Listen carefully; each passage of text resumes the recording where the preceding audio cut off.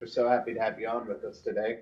And what a movie. Of course, it starts out, we waste no time getting into the action. And I think the audiences are just going to love this one. So you got to be so excited to unveil this to everybody, right?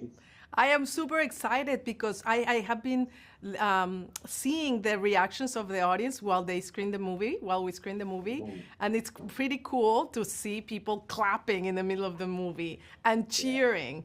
And that's not normal. And I'm just so pleased by the reaction of the audience. I can't wait to have everyone see it. Absolutely. And of course, it's a lot of fun for us as audiences to see these things, but these films are super hard to make.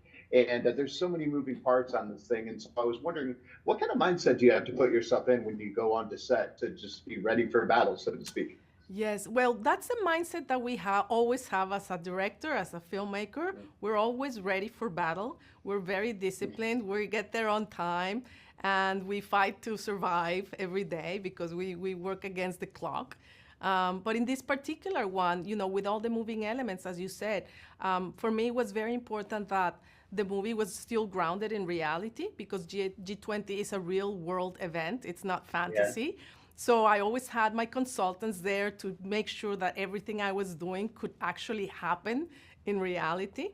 And then, of course, the helicopter, the beast, with the missile launcher, we had all these elements that make shooting a little more complicated.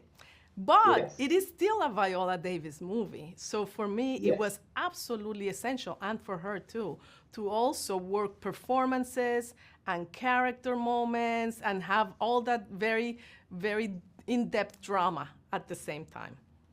Of course. Well, when people look up to what you do, and I think I even more will after this movie and think, see, that's what I want to do. But you just kind of make it look easy. So, what advice would you give to those directors that are coming up behind you? Oh, look, when I started, there were just a handful of women directing. Mhm. And now I see a ton of women coming up, young, talented. They have no issues. They don't even see the difference. They don't know how hard it's been. But I'm very happy to have been able to open the doors because it's been a hard road. Yeah. And what was that definitive moment, the G20 moment, where you're just on the set looking around going, wow, I get to tell great stories. I get paid for this. I know we're so lucky to be paid for Hmm. doing the thing that we absolutely love. And G20 took a while to really take off.